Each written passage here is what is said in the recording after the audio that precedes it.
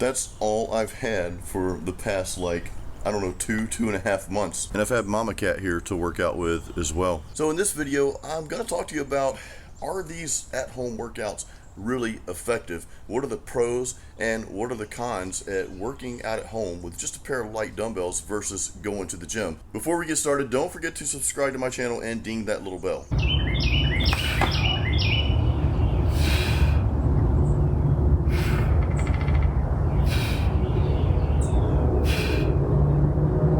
So let's talk about the obvious downfalls of working out at home first, especially with a light pair of dumbbells. Now, you may be saying, well, Jason, why didn't you just go buy freaking bigger dumbbells somewhere? Here's the thing though, man, when this coronavirus broke out, like, nobody had dumbbells, like they were sold out. I remember going to this Play It Against Sports locally here and just asking the guys, like, dude, when are you getting dumbbells in? It's like, well, I'm gonna have them on this date and time or whatever, but there's about a 2-hour window when those dumbbells are just gone. They're sold out. This guy had huge bodybuilders, like pro bodybuilders, showing up at his store, and they were literally fighting in his store over dumbbells because, you know, these guys compete professionally. Obviously, I do not compete professionally. I just love working out. But these guys compete professionally, guys and girls, and, you know, they've got to keep up. You know, they got to keep training and got to keep lifting as hard as they possibly can. So I had to make do with 20-pound dumbbells. The other downfall to working out at home is, well, you're at home. Now, of course, I'm out here by the pool, and it's not so hardcore training out here by this beautiful scenery out here, our backyard. I've got the pool there and got the grill way down there. That makes me hungry because I start thinking about food. But, of course, if you can break past that mental barrier and just focus, you know, on training and just eliminate all the other stuff out of your mind, regardless of your environment, it's not going to matter where you're working out. You know, you're still going to get a good workout because you choose to get a good workout. The other downfall about working out at home is the obvious equipment limitation. You know, even if you've got a full gym at home, which I've never seen a true full gym at anybody's house, you know, you're still going to be limiting yourself in the type of equipment that you can use, because there's just certain machines that the gyms have that aren't really feasible to put in your house. So that's another, you know, huge limitation, is the amount of exercises you can do and the equipment that you have access to. Now, let's go over some of the positive things about working out at home, even if you have light dumbbells. So for one, you're forced to get really creative in how you train and how you force your muscles to do more work and just work harder. Now, one of the techniques I found that I use the most often, especially for upper body, was doing unilateral sets like this right here.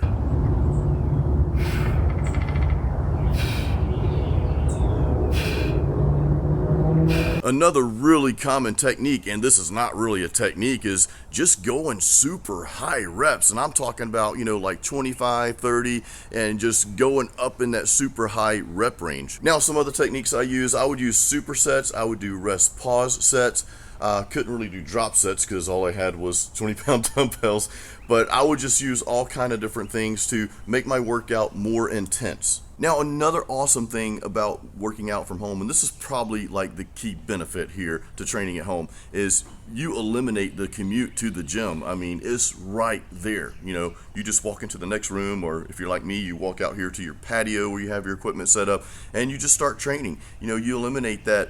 For me, it's like a 15-minute drive, so that's a 30-minute round trip that is cut out of my day. And a lot of you, your gym is even further. Some of you drive 20, 30 minutes to the gym. So regardless, though, you've got that time to get ready, you know, to get prepared for the gym, then drive to the gym, then you've got to walk into the gym and sign in with your key or whatever, and then go to the equipment. So there's a whole process to going to the gym, whereas if you're here at home training, like I said, you just, you know, slam down a pre-workout drink and boom, you're working out right there. So that actually may be more motivating than having to go to the gym. You know what I mean? Because you may have those days, and we all have those days, right? I don't care how hardcore you are. There's always those days that you're like, I don't know if I feel like going to the gym today, and you're tempted to sleep in or just do something else or whatever. Well, if you're training at home, you just go to that next room or wherever you have your equipment set up and you start training. There's no excuse whatsoever. I think Mama Cat's making an excuse not to train today, even though we're at home. So I'm actually going to share my routine that I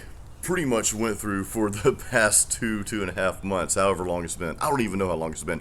So basically, I split my workout sessions up into 3 different workouts. I had a chest and back day, then I had a shoulders and arms day, then I had a leg day. And then I would just repeat those patterns over and over. So I might take a day off here and there, sometimes 2 days off. Historically, I don't really train on the weekends. However, I trained on the weekends some with, this whole coronavirus going on, because again, I'm at home. So there's really no reason not to just come out here and, hit a quick workout session. So here in short, my chest and back day, I would pick 2 exercises. Oftentimes I would do bent over rows with dumbbells, and then I would go over and I'd do a set of dumbbell press, for chest. So I would superset those, and then I would superset a different type of row, often like the underhand, the reverse grip rows with dumbbells with flies. Sometimes I would start out, especially with those exercises with the presses and with the pulls, I would do unilaterals. Right, so you keep constant tension on the muscle during that entire set. So I do 10 unilateral reps for each side, and then I would just pump out however many reps, usually like 10 or 15 more. That proved to be a really good technique for getting that burn and getting that pump. And I would typically do about 4 sets of each exercise, and my whole goal for each exercise was to get at least 100 total reps for each exercise. Now for shoulders and arms, I would pick 2 exercises for shoulders, and this is kind of what I did in the latter part, like these last 3-4 weeks here. Kind of had a different routine before this, and I won't go into that, but what I've been doing and what's really worked well for me was 2 shoulder exercises, which I would start out with lateral raises, and I would just hold on to something like this. Then I would do my dumbbell overhead presses, and a lot of times I found myself doing unilaterals here, like I just explained for chest, doing like 10 reps on each arm, unilateral reps, and then just pumping out like 10 or 15 more reps, or however many reps I can do. After that, I would pick 2 exercises for arms, and more than often I would just superset my arm exercises. So I would do like just regular dumbbell hammer curls with both arms at the same time, and then I would just lay on the bench and I would do lying tricep extensions, and then I would pick another exercise for bis and tris, and I'd superset those as well. Sometimes I'd do incline curls, which are really cool. I might do concentrated curls, whatever, and then I would superset that with oftentimes just one arm or single arm overhead extensions, seated or standing. Leg day was probably the most interesting day of all my workouts. So the typical leg workout that I did was that I would just do high rep squats. I would do dumbbell squats. I'd hold them over my shoulders. I wouldn't extend my arms, but I would just hold them over my shoulders, and then I would do 25 rep sets. And oftentimes I would do 4 of those, totaling 100 total reps. That, my friends, burns. 25 rep squats, even if you didn't do any weight at all, 25 reps doing any kind of squat, you're going to feel that. And if you give yourself about 30-45 seconds rest and then do another set and then do that 4 times, you're going to feel that, I promise you. And then I do 4 sets of sumo squats, and I try to total 100 reps on that as well. And that's just where you spread your feet a little further apart, and then you're holding one dumbbell right in front of you, and that's a really good exercise that hits different parts of your legs that you normally would not work in the gym, unless of course you're doing sumo squats in the gym, but I never see anybody doing those.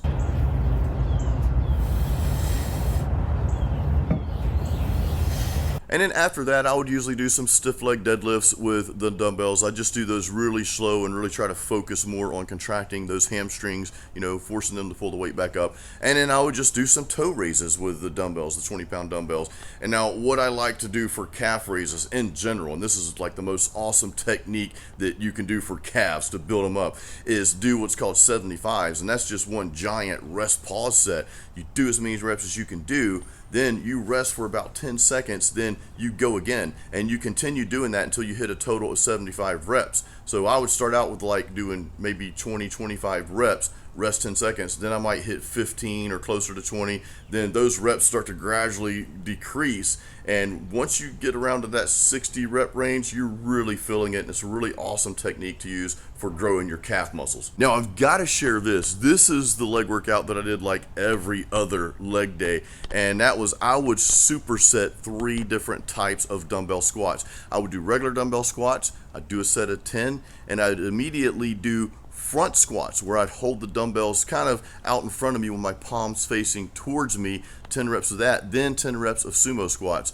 I would do 5 rounds of that, and man, that would just give my legs an extreme burn. After that, I was pretty much done, but I still did my 75s for my calves. The one thing that got me through my workouts was this stuff right here, the Pre-Fierce by True Fierce. This is a pre-workout that I've been taking for probably about 6 weeks now, and I'm only taking like 3/4 of a dose of this stuff. I've got a link in the description of this YouTube video, and I do get a commission if you purchase this through my link, so thank you. That's just a good way you can support themuscleprogram.com and of course support this channel as well. But this stuff is pretty awesome. I'm not going to promote anything I don't take, and I'm not going to promote anything that sucks. Guys, if this video helped you, give me a thumbs up here, give me a like. That really helps this channel out, and you are promoting basically a small mom and pop business, because that's what the Muscle Program is. My wife and I run the Muscle Program solely on our own, so this really helps support us. So thank you for watching this. If you have any questions about the workouts or like dumbbell workouts at home or any techniques that I use,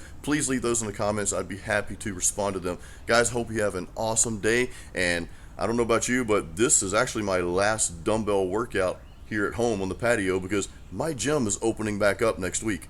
Guys, thanks for watching. Remember, excuses don't build muscle.